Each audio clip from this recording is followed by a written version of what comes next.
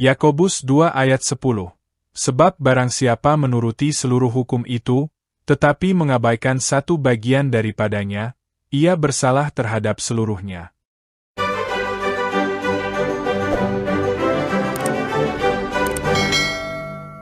Salve, saudara dan saudari.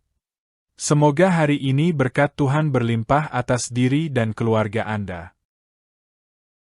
Selayaknya, ajaran iman harus konsisten dalam menetapkan standar otoritasnya. Jika seseorang berpegang bahwa semua ajaran iman harus tertulis secara eksplisit dalam Alkitab, maka setiap doktrin yang tidak memiliki dasar harafiah, seperti Trinitas, Natal, atau sola scriptura, seharusnya tidak diterima. Sebaliknya, jika seseorang menerima bahwa ajaran iman dapat berasal dari Alkitab maupun tradisi, maka ia juga harus konsisten dalam mengakui otoritas tradisi gereja dalam doktrin yang tidak tertulis secara eksplisit.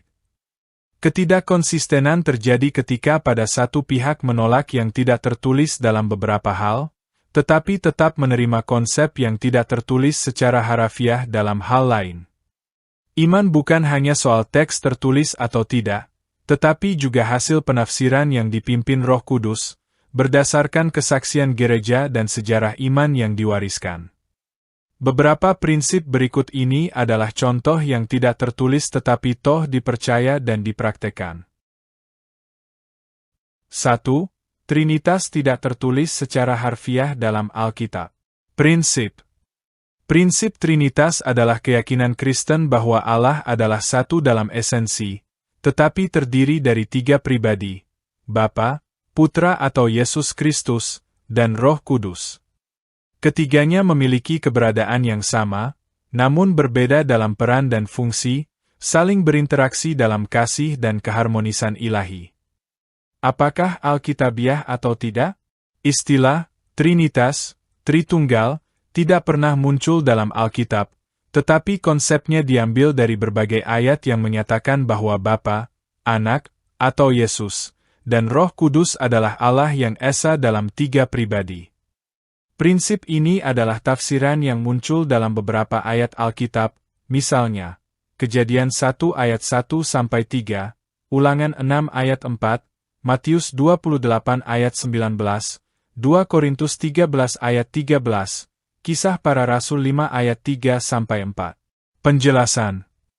Istilah Trinitas tidak ada tertulis dalam Alkitab, tetapi konsepnya ada.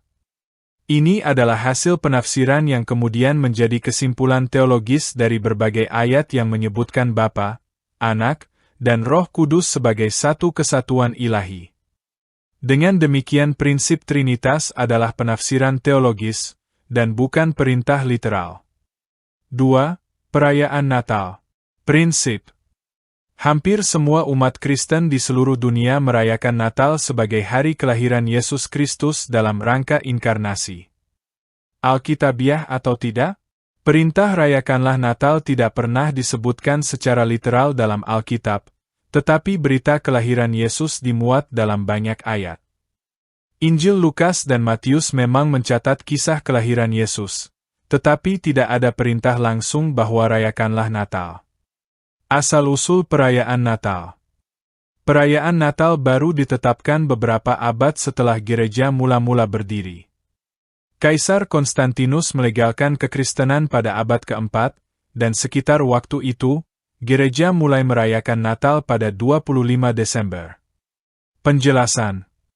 Meskipun perayaan Natal adalah bagian penting dari tradisi Kristen, tidak ada perintah atau contoh dalam Alkitab yang menginstruksikan umat Kristen untuk merayakan kelahiran Yesus secara khusus, apalagi pada tanggal tertentu.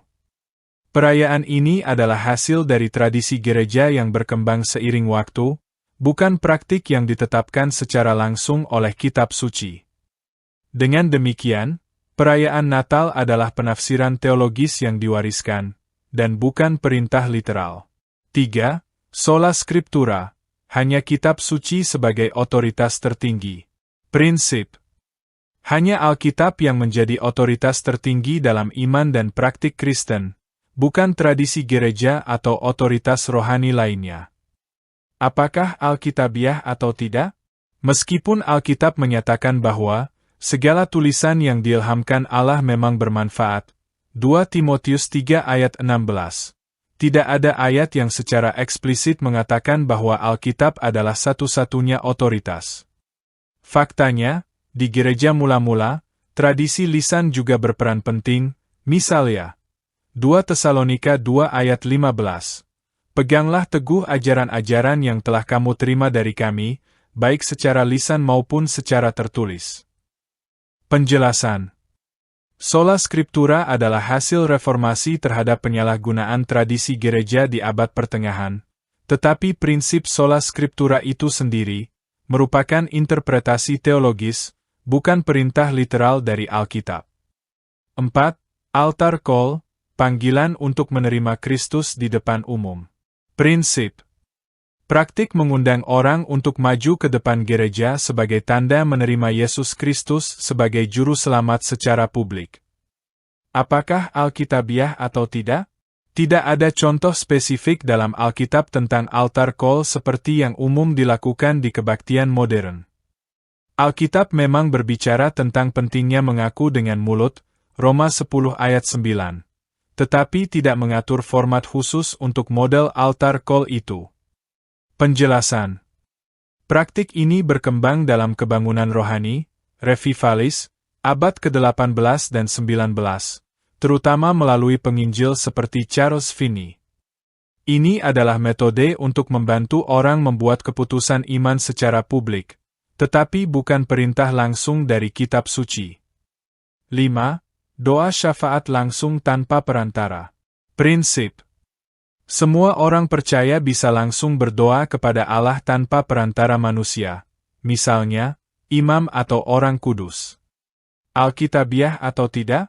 Alkitab memang mengajarkan bahwa Yesus adalah pengantara satu-satunya, 1 Timotius 2 ayat 5, dan kita memiliki keberanian untuk menghampiri takhta kasih karunia, Ibrani 4 ayat 16. Namun, konsep bahwa tidak perlu ada struktur kepemimpinan rohani atau pengakuan dosa secara formal kepada pemimpin gereja lebih merupakan interpretasi reformasi terhadap otoritas gereja. Penjelasan. Gereja mula-mula memiliki struktur seperti para penatua dan uskup, Kisah Para Rasul 14 ayat 23, 1 Timotius 3 ayat 1-7, yang menunjukkan peran pemimpin rohani. Jadi, gagasan bahwa semua orang sepenuhnya setara dalam konteks doa dan pengampunan adalah interpretasi, bukan ajaran eksplisit. 6. Konsep hanya iman yang menyelamatkan tanpa perbuatan, sola fide. Prinsip. Manusia dibenarkan hanya oleh iman, sola fide, bukan oleh perbuatan. Alkitabiah atau tidak?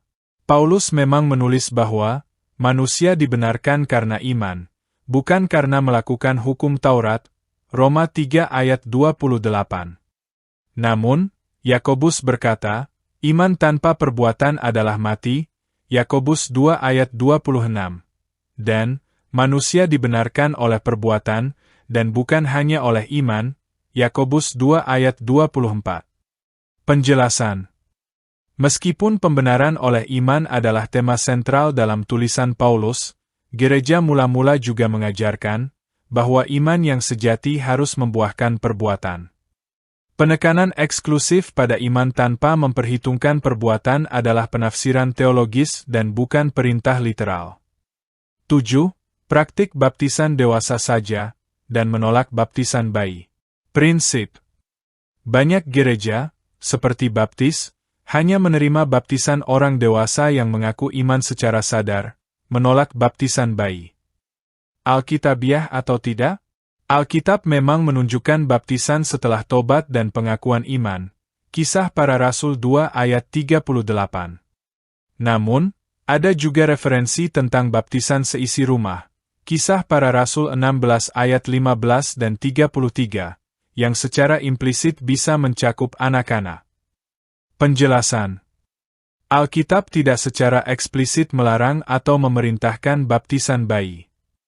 Penolakan terhadap baptisan bayi adalah interpretasi dan bukan perintah literal. 8. Konsep gereja tak terlihat, invisible church. Prinsip. Gereja yang sejati bukanlah institusi yang terlihat, tetapi komunitas rohani orang percaya di seluruh dunia, terlepas dari denominasi manapun alirannya. Alkitabiah atau tidak? Yesus memang berkata, "Kerajaan Allah ada di antara kamu." Lukas 17 ayat 21, dan ada referensi tentang tubuh Kristus yang universal. Namun, gereja mula-mula adalah komunitas yang nyata dan terorganisir dengan struktur, kepemimpinan, dan sakramen. Kisah Para Rasul 2 ayat 42-47. Penjelasan. Konsep gereja tak terlihat adalah respon terhadap korupsi gereja abad pertengahan, dan berusaha memisahkan iman sejati dari organisasi keagamaan yang tampak.